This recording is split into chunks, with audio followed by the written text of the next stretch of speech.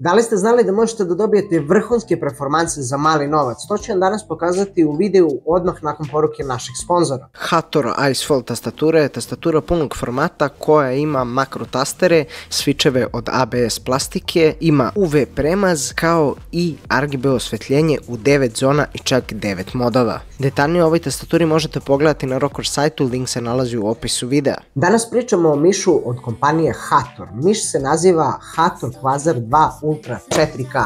To je ovaj model ovde koji se nalazi ispred mene. Dolazi u 3 varijante. Imamo belo ljubičastu boju, imamo crno ljubičasti i imamo roze ljubičasti model.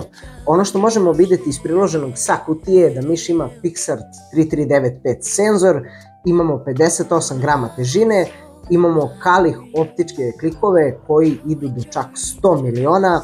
Takođe imamo 3 načina povezivanja, imamo Bluetooth, 2.4 GHz wireless i imamo mogućnost povezivanja na kabel. Sad ćemo polako da otvorimo kutiju da vidimo šta nam donosi sve kutija, to jest kakav je sadržaj. Prvo na šta nailazimo u kutiji je ovaj 4K dongle koji dolazi u boji miša. On je potreban za povezivanje wireless moda, ima USB-C ulaz. Takođe u kutiji se nalazi ovaj fin pleteni kabel koji bi rekao da je onako silikonski jer je prilično mekan. Mislim da ima oko 2 metra, ako se ja ne varam. To ćemo sada proverimo onom metodom našom. Ima 2 metra. Inače, konektori su pozlačeni, imamo USB-A 3.0 i na USB-C koji zapravo ide u dongle i koji služi za punjenje samog miša. Onda nailazimo na sam miš koji ćemo pogledati malo kasnije. Inače, dizajn je izuzetno lep.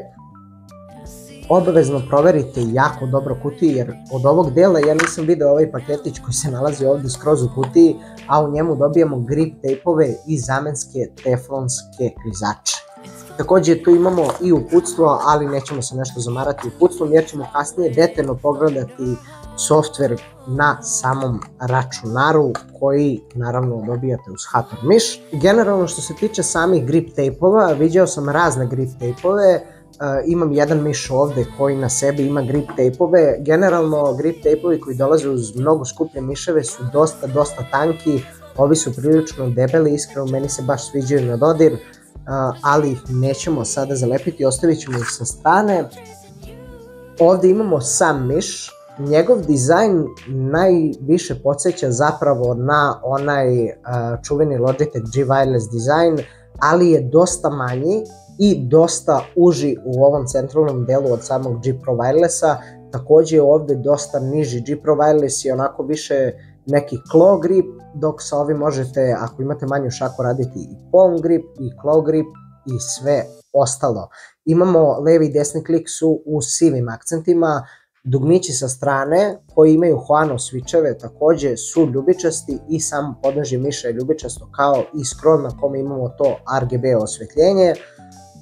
Sa donje strane imamo sam senzor, imamo klizače oko senzora sa gornje i sa donje strane koji su prilično veliki. Ne znam da li sam naglasio, ali sam miš ima 58 grama, ali mislim da ukoliko imate veliku ruku i čak vam je u nekim trenucima G Pro Wireless mali, ovaj miš će vam sigurno biti mali jer je manji od G Pro Wirelessa po dimenzijama, a to možemo videti na kutiji, to ne znam na pamet. 118x62x39 mm su dimenzije samog miša, 39 je visina, 118 je dužina i 62 je širina. Na podježnu miša, kao što sam rekao, imamo switch koji gasi miš, stavlja mod u 2.4 GHz wireless mod i imamo mogućnost Bluetooth povezivanja samog miša na vaš računar. Takođe sa donje strane imamo dugme za podešavanje DPI-a, ima 5 preinstaliranih profila. Ono što je zanimljivo je da svaki od tastera zapravo na mišu možete sami podešavati uz pomoć makro opcije koja se nalazi u Hator softveru, a na njega ćemo nešto kasnije da bacimo pogled kada odemo na desktop. Pre nego što odemo na desktop, bacite jedan like ako vam se sviđa video, ako vam se video ne sviđa, bacite dislike i naravno obavezno lupite subscribe.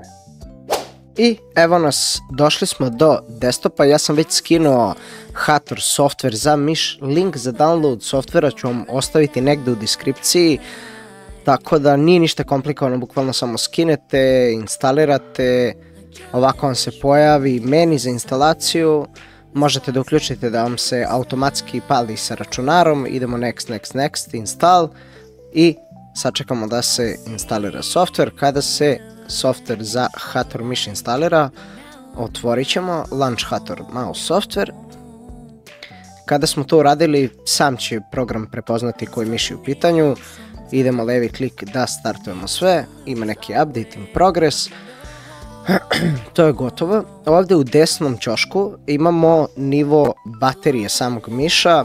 Imamo ovdje da biramo konfige, to jest profile koje želite da postavite na mišu. Ovdje su vam one makro opcije o kojima smo pričali.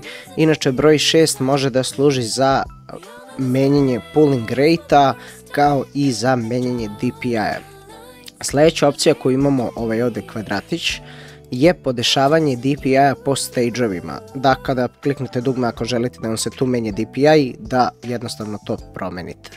Imamo 6 mogućih profila za DPI visine i same promene. Ja sam stavio na 400 i ja generalno to ne menjam, meni uvek to stoji na 400 i ja to nikada ne menjam, tako da meni to nešto puno i ne znači. Imamo ovdje report rate, to jest pooling rate, imamo 125 Hz pa sve do 4000 Hz. Inače kada izvadite miš prvi put iz kutije i kada ga povežete prvi put na računar i uključite software, sve će biti na default opcijama, tako da ćete sve morati sami da promenite. Obavezno moja preporuka je da uključite motion sync jer će vam miš izgledati mnogo preciznije, tečnije i lepše. Sljedeća stvar koju imamo je upis makro komandi ako želite recimo da sami upisujete i snimate makro komande. Sljedeći meni je za sam ovaj RGB na mišu, ne znam koliko to možete da vidite jer mi je svetlo prilično jako, ali uglavnom podešavate miš, njegove boje, imate neke opcije kao što je single color breathing, rainbow fixed, neon i rainbow flicker. Rainbow flicker je neki breathing mod, neon je, ja mislim da se boje menjaju, rainbow fixed je da se menjaju boje ali bez ono gašenja i paljenja i single color breathing je da jedna boja konstantno diše. Imate podešavanje jačine svetla, brzinu, da isključite svetla kada se miš ne pomera i posle koliko se svetla isključuju u stanju mirovanja miša.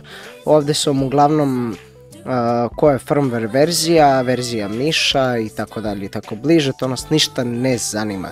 Jedino što ja ne razumijem ovdje je ovaj debounce time, to mi baš nije jasno, on se kreće od 0 milisekundi do 20 milisekundi i to mi nije jasno. Koliko recimo ste našli nekog ko koristi isti ovaj miš, igra igru koju vi igrate i želite da imate njegov preset i njegovu konfiguraciju, ukoliko vam je ostavio file, imate ovdje import-export, možete importovati i eksportovati sva podešavanja ovog miša. Software je onako vrlo intuitivan, vrlo je lagan, nema nekih, sve je vrlo jasno, nema nekih komplikovanih menija, nije nešto zahtevan program, ali miš u sebi ima memoriju, tako da jednom kada ovo podesite više vam neće generalno trebati ukoliko ne volite svaki čas nešto da čačkate. Ja to ne volim, tako da zato sam ponovo instalirao software da bi vidjeli u čemu se radi jer sam ja već podesio ovaj miš. Tako da generalno to bi bilo to što se tiče videa, nadam se da ste uživali, hvala vam puno na gledanju, obavezno ostavite like i subscribe, a mi se vidimo u nekom drugom videu ili live streamu. Ćao!